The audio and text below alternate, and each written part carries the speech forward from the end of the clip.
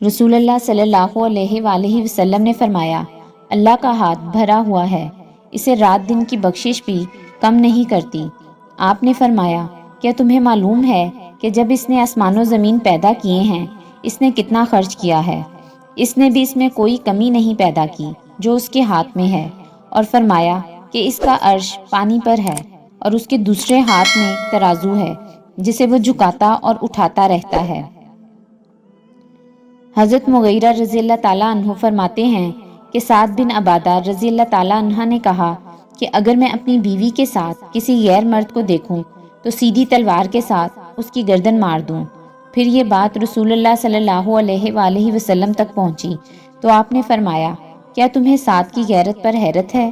بلا شبہ میں ان سے زیادہ غیرت مند ہوں، اور اللہ تعالیٰ مجھ سے زیادہ غیرت مند ہے، اور اللہ نے غیرت ہی کی وجہ سے فواحش کو حرام کیا ہے، چاہے وہ ظاہر میں ہو یا چھپ کر، اور معذرت اللہ سے زیادہ کسی کو پسند نہیں۔ اسی لیے اس نے بشارت دینے والے اور ڈرانے والے بھیجے، اور تعریف اللہ سے زیادہ کسی کو پسند نہیں، اسی وجہ سے اس نے جنت کا وعدہ کیا ہے۔